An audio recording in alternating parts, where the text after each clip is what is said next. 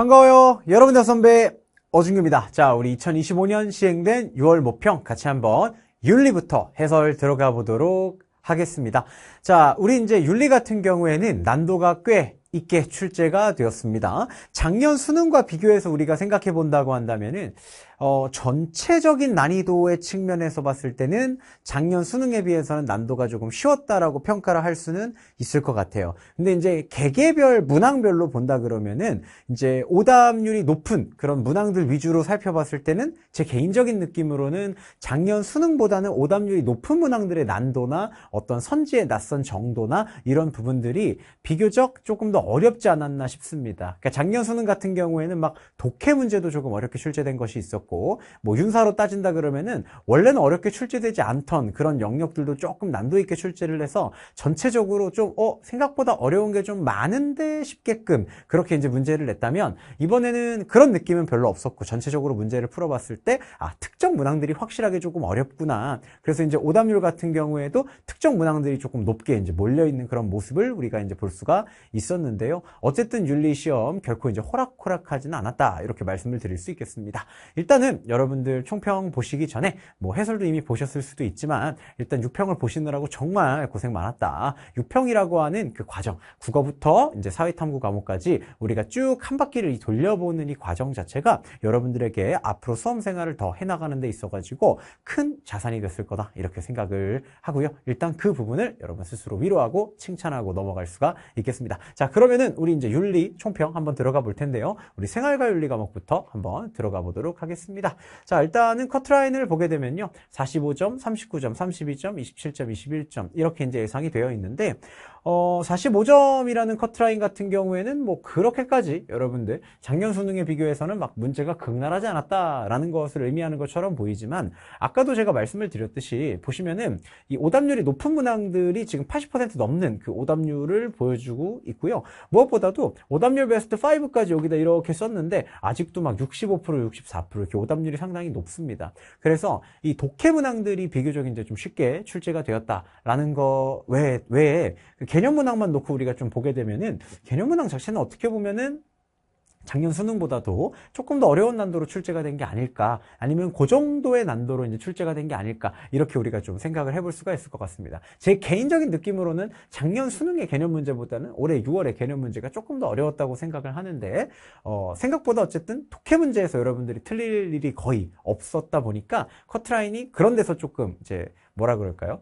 이상한 문제에서 이제 커트라인이 좀 낮아지는 그런 영향력이 적어지고, 틀릴 만한 문제들을 여러분들이 틀리게끔 설계가 되어 있는 그런 문제 세트다 보니까 커트라인은 비교적 이렇게 조금 더 높은 형태로 나타나게 된 것이 아닐까라는 생각을 해 봅니다. 그래서 일단은 그렇게 우리가 좀 생각을 해볼 수가 있을 것 같고요. 전체적으로 보면은 이 평화윤리 같은 경우에 제가 조금 문제를 풀면서, 그리고 문제를 푼 저의 느낌과 이제 오답률 베스트 문항들을 조금 보면서 느꼈던 좀 차이점이 뭐냐, 일단은 환경윤리 같은 경우에는 원래 그 벤 다이어그램 3개짜리 문항으로 형태가 나오면은 많은 분들이 조금 어려움을 겪기 때문에 난도가 높다 낮다를 떠나가지고 오답률 베스트 안에 들어갈 수 있을 거라고 생각을 하고요. 원조 같은 경우에도 조금 이제 추론을 요하는 그 선지들이 조금 있었기 때문에 충분히 오답률 베스트에 들어갈 수 있고, 뭐 분배랑 시불은 어려웠죠. 근데 이제 제가 여러분들께 말씀을 드리지만 시민불복종 문제하고 분배윤리 문제 같은 경우에는 틀리고 나서 반성해야 되는 포인트가 조금 다르다라는 말씀을 드리는데, 뭐 어떤 식으로 반성을 해야 됩니까? 그건 제가 총평에서 말하기는 조금 문제를 직접 풀어드리면서 얘기를 해야 되기 때문에 해설 강의를 꼭 보시기를 제가 권하는데, 이 평화 문제 같은 경우에는 이거는 내가 생각했을 때는 이렇게까지 오답률이 높을 문제는 아니라고 개인적으로 좀 생각을 하는데, 오답률이 조금 높았어요. 그러니까 이게 이제 좀 지시하는 바는 뭐냐, 문제가 쉽지는 않았겠지만 오답률 베스트 2위를 할 만큼의 문제는 아니었다라는 생각이 들거든요. 이를테면은 분배나 원조윤리를 비교했을 때 제 기준에 보면은 분배나 원조가 평화보다 조금 더 어렵다는 인상을 훨씬 많이 받았어요. 그렇기 때문에 요 평화 문제 같은 경우에는 아무래도 이 심화 개념을 한번 돌리시더라도 아직 평화까지 심화 개념을 못 돌린 분들도 좀 계실 수 있을 것 같고, 저 같은 경우에도 OX 투쿤이 아직 평화랑 원조 파트는 아직 안 나갔기 때문에 아마 6월달이라는 시험의 그 시점이, 특히 이제 어쨌든 현역분들이 절대적으로 많은 상태에서 좀 개념을 뒤에까지 못 나가거나 또 이제 이 심화 개념을 돌렸어. 개념을 한 바퀴 돌렸어도 이 뒤쪽에서 문제풀이가 조금 익숙하지 않은 분들이 조금 있지 않았을까. 그런 생각이 조금 듭니다. 그래서 제 개인적인 난도를 딱 우리가 보자. 그러면은 저는 개인적으로 분배윤리가 상당히 조금 어려웠다라는 생각이 들고요. 원조 상당히 조금 까다로웠다라는 생각이 좀 들고요. 그리고 시민불복종 문제 같은 경우에는 까다롭다기보다는 저랑 이제 현장에서 만나시는 분들은 제가 6평 대비 현장 모의고사에서 이거랑 되게 비슷한 문항을 풀어드렸는데 제가 문제를 해설해드리는 과정에서 저도 실수를 했어요. 그 1번 선지가 이제 실수를 좀 유도한 그런 선지라고 볼 수 있겠는데 제가 6평 대비로 풀었던 모의고사에서 거의 똑같은 선지가 이제 출제가 됐거든요. 근데 제가 문제를 풀면서도 저는 이미 문제를 풀고 나서 해설을 할 텐데도 불구하고 저도 해설을 하면서 한번 실수할 정도로 이게 아차함에 지나치는 좀 포인트다 보니까 그런 포인트에서 여러분들이 좀 실수를 한 게 좀 문제지 않을까. 그래서 제가 개인적으로 생각했을 때 이 시민불복종 파트 같은 경우에는 이 문제풀이의 어떤 태도와 로직 이런 부분에서의 조금 문제가 있지 않을까라는 생각이 조금 들고요. 이 분배윤리랑 원조윤리, 이 분배윤리 같은 경우에도 이제 낯선 선지를 대한 태도에 대한 이야기를 제가 해설해서 많이 드렸어요. 그래서 이 두 문제는 여러분들이 문제를 풀어가는 좀 태도와 관련된 내용이라고 좀 볼 수 있겠고, 이 평화와 원조는 상대적으로 내용적인 측면에 그 추론을 얼마나 잘할 수 있는가가 조금 중요한 그런 이제 부분이었거든요. 그래서 요 시민불복종과 분배를 틀린 것과 이 평화와 원조를 틀린 것, 이 두 가지는 조금 다르게 우리가 생각을 해서 접근을 해야 되지 않을까라는 생각이 듭니다. 그래서 해설 강의를 맞은 문제든 틀린 문제든 상관없이 꼼꼼하게, 제가 어차피 그 주요 문항밖에 해설을 안 하니까 꼼꼼하게 조금 보시면서 이 주로 오답률이 높은 문항들, 높을 문항들을 기준으로 제가 해설을 해놨으니까 그것들을 좀 한번 쭉 시간을 좀 투자해서 보시기를 권합니다. 전체적인 느낌은요, 어려운 선지가 많았습니다. 낯선 선지가 상당히 많았어요. 근데 역시나 수능이 그렇지만 그 낯선 선지를 제치거나 소거할 경우에 정답이 나오도록 처리된 문항들이 상당히 많았습니다. 그래서 제가 해설을 하면서 가장 중점을 둔 게 요거는 알았어야 됩니다. 요거는 몰랐어도 문제를 풀 수 있습니다. 라고 하는 걸 구분해 드리는 거를 가장 중요하게 이제 중점을 둬서 해설을 했거든요. 그래서 해설 강의를 처음부터 끝까지 한번 보시기를 권한다라는 말씀이고요. 자, 문제를 풀 때는 맞추었어도, 그래서 그러다 보니까 내가 맞춘 문항인데도 속어를 통해서 때려 맞춘 문제들이 있을 수 있어요. 그게 나쁘다는 게 아니라 속어를 통해서 때려 맞추는 건 시험장에서 매우 중요한 일이죠. 그런데 이제 앞으로 이 시험이 수능 성적이 아니라 우리가 수능을 대비해가는 관점에서는 그렇게 때려 맞힌 선지가 비슷한 논리가 나중에 수능에 또 출제될 수 있는데 그때는 때려 맞추지 못할 수도 있어요. 그렇기 때문에 반드시 문제를 풀 때는 때려 맞추더라도 이걸 오답하는 과정에서는 여러분들이 한 선지 한 선지를 저격하듯이 잘 공부를 해두시고 그게 맞는지 틀린지 그 이유를 명확히 공부해 두시는 게 중요하다라고 말씀을 좀 드릴 수 있겠습니다.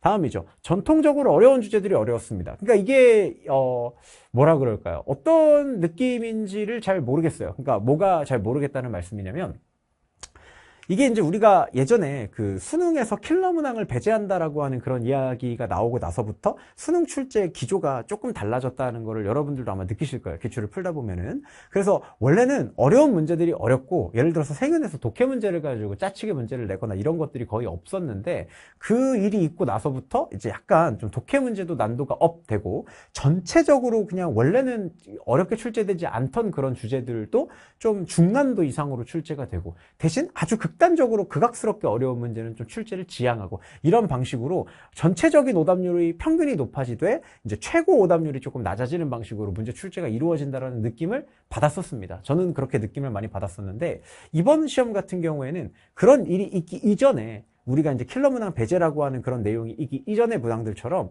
그냥 어려운 걸 어렵게 낼게, 뭐 쉬운 건 그냥 지나가게 할게, 약간 이런 식으로 문제가 지금 나오고 있는 게 아닐까라는 생각이 조금 듭니다. 그래서 독해 문제가 앞으로 조금 더 난도가 올라갈 가능성은 있을 것 같아요. 제가 생각했을 때는 이 정도면은 굉장히 목표한 점수대로, 평가원에서 의도한 점수대로 아마 원점 수학 등급컷이 나온 게 아닐까 싶기는 하지만, 어쨌든 앞으로 이제 수험생들이 점점 공부를 해나가는 부분이 있기 때문에 절대적인 난도 자체는 조금씩 올라갈 거라고 생각을 하는데, 뭐 난도나 이런 부분에서 아마 의도한 대로 문제가 충분히 출제가 되지 않았나 싶은 그런 부분이 있습니다. 근데 어쨌든 난도를 높이는 과정에서 원래는 중난도에 해당하는 것들을 좀 고난도 쪽으로 이렇게 보내면서 난도를 조금 높이는 그런 식의 작업이 이루어졌다면, 이번에는 오답률을 보시면은 아까도 말씀드렸지만 약간 이제 어려운 거를 그냥 원래 어렵게 내듯이 계속 어렵게 낼게 라고 하는 식의 문제 출제가 좀 이루어지지 않겠는가 하는 그런 생각이 좀 듭니다. 그래서 작년 경향성하고 올해의 경향성이 또 어떤 면에서는 약간 달라졌네 싶은 그런 느낌이 있었던 시험 세트다, 이렇게 말씀을 드릴 수 있겠습니다. 그래서 제가 아까 말씀드렸듯이 6평도 그렇고 9평도 그렇습니다. 알았어야 되는 선지와 몰랐어도 될 만한 선지를 반드시 잘 구분하셔가지고 내가 자꾸 문제를 이제 틀린 것에 대한 원인을 이 선지가 낯설었기 때문이야 해서 찾으려고 그러면은 앞으로 발전하기가 굉장히 어렵습니다. 어디서 찾아야 되냐?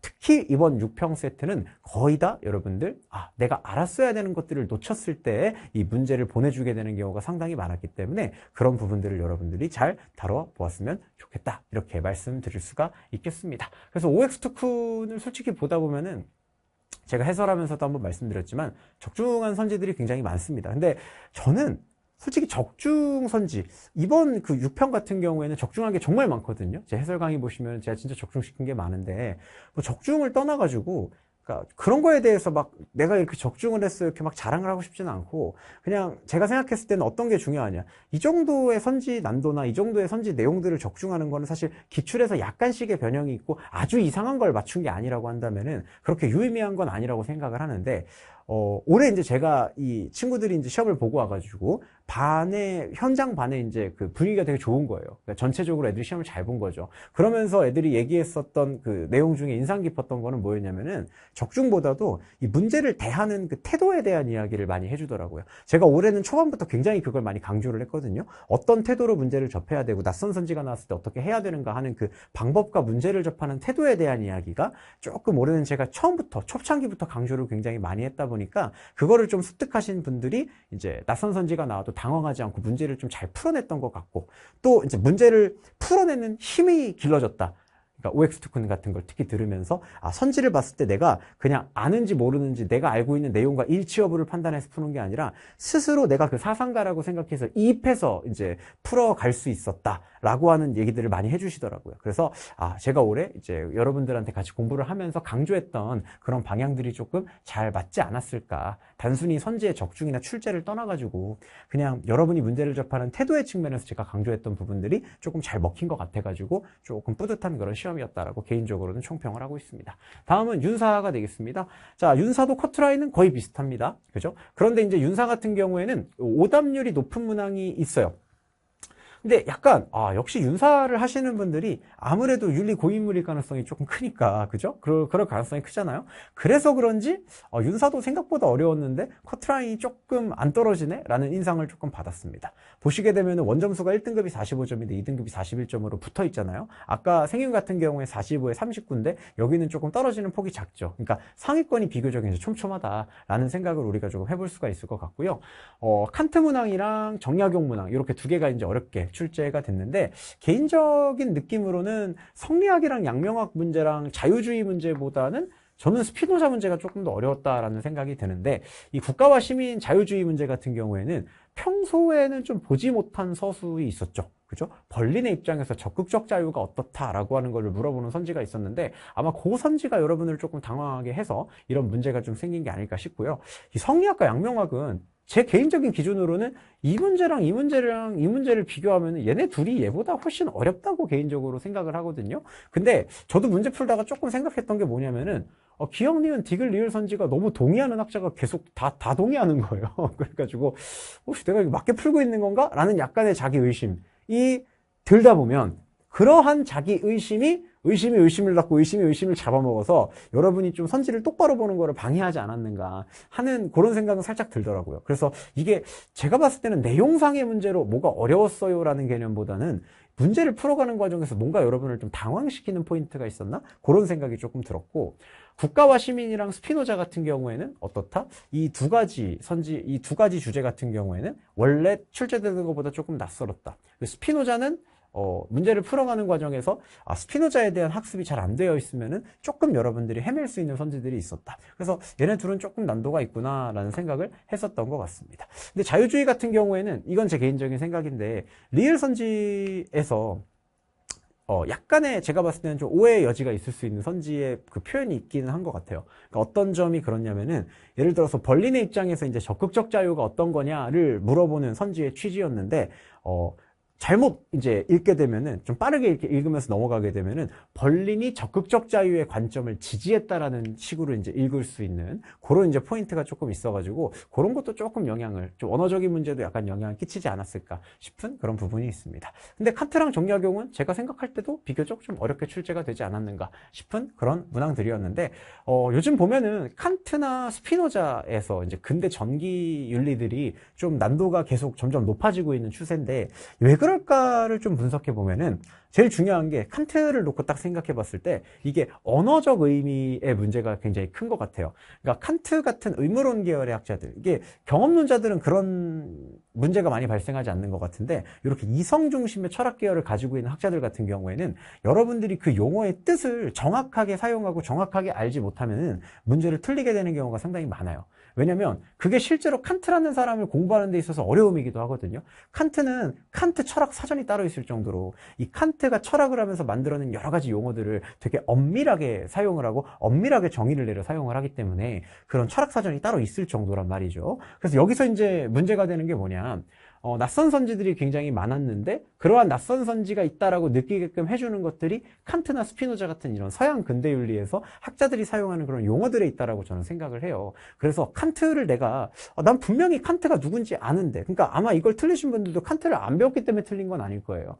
나는 분명히 내가 칸트가 누군지 아는데 왜 이렇게 내가 자꾸 칸트나 스피노자 같은 애들을 틀리지? 라고 생각한다면 의외로 내가 칸트가 쓰는 그런 용어들의 정의를 잘 모르고 있는 게 아닌가. 예를 들어 칸트에게 있어서 자유의지라는 게 뭐냐, 칸트에게 있어서 선의지라는 게 뭐냐, 칸트에게 있어서 의지의 자율이라는 게 뭐냐, 칸트에게 있어서 자유와 도덕 법칙의 관계가 뭐냐, 칸트의 자유는 뭐냐, 뭐 이런 것들을 우리가 너무 그냥 쉽게 내가 일상생활에서 생각하는 그런 용어를 갖다가 대입해서 생각을 하고 있지 않은가, 이런 생각을 조금 할 필요가 있어요. 기본적으로 문장의 뜻을 이해하려면 너무 당연한 거잖아요. 단어의 뜻을 이해해야 문장의 뜻을 이해할 수 있거든요. 근데 우리는 가끔씩 한국어 사용자라는 이유로 이 한국어로 등장하는 여러 단어들의 뜻을 너무 뭉개고 가는 경향이 있어요. 내가 한국어 사용자인데 한글말을 모르겠어. 약간 이렇게 생각하는 거죠. 근데 물론 이제 한국어 사용자로서의 자부심을 가지시는 거는 좋지만, 그죠?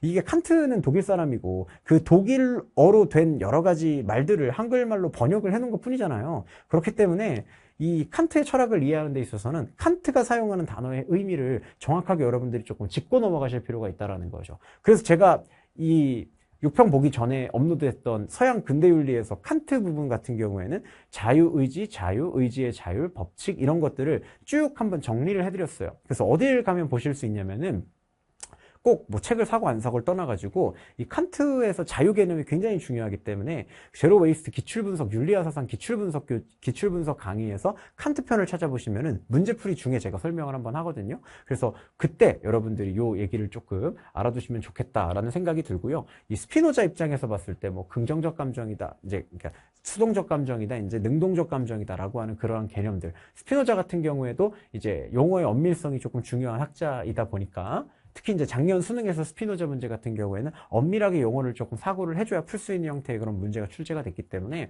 이 서양 근대윤리는 여러분들 어떻게 일상적 용어와 이들이 사용하는 용어는 철학적 용어이기 때문에 좀 구분해서 이들이 사용하는 용어를 영어 단어 외우듯이 이 단어의 의미를 좀 생각을 해줘야 될 필요가 있는데, 그런 부분이 안 되면 자꾸 이 서양 근대를 틀리게 된다는 거, 그거를 여러분들이 조금 생각해 볼 수가 있겠습니다. 작년 수능에 비하면 난도는 전체적으로 조금씩 낮은 편이에요. 그러니까 어려운 문항들은 뭐 비슷하게 어려웠다라고 얘기할 수 있겠는데, 그 어려운 문항의 수준에 있는 어려운 문항의 개수가 조금 적었다라고 생각할 수 있겠고, 이 5개 정도를 제외하면 나머지는 난도가 거의 팍 떨어지는 그런 이제 시험이기 때문에 아무래도 여러분들이 공부를 하는 과정에서 작년 수능을 풀어보고 요거 6월달을 풀어보면은 조금 쉽다고 느낄 수 있는 여지가 있지 않을까, 그런 생각을 조금 해봤습니다. 그래서 여기까지 우리가 윤사 이제 총평해봤는데, 생윤이랑 윤사랑 둘 다 조금 여러분들 어려운 문제를 어렵게 내는 형태의 경향이 좀 강해지고 있는 것 같다라는 생각이 전반적으로 들었고요. 정리를 하자면 생윤은 낯선 선지였던 것과 내가 알아야 하는 선지였던 것, 이 두 가지를 내가 조금 구분해서 좀 받아들이는 과정이 좀 필요하다. 물론 지금 나온 낯선 선지들은 이제 내가 알아야 되는 선지가 되는 거지만, 적어도 시험 상황에서 내가 어떤 선지를 알았어야 했을까라는 거를 여러분들이 판단할 수 있는 게 가장 중요했는데, 그 판단을 도와드리기 위해서 제가 해설 강의에서 그런 판단을 같이 해봤다라는 걸 말씀드리고요. 윤사는 좀 용어의 엄밀성을 많이 강조하고 싶어요. 그래서 용어라고 하는 것을 여러분들이 조금 잘 잘 파악했다면 조금 더 근대윤리에서 어려움을 덜 겪지 않았을까 하는 그런 생각이 좀 들어봤습니다. 그래서 여기까지 해가지고 우리가 윤리 총평 마치도록 하겠습니다.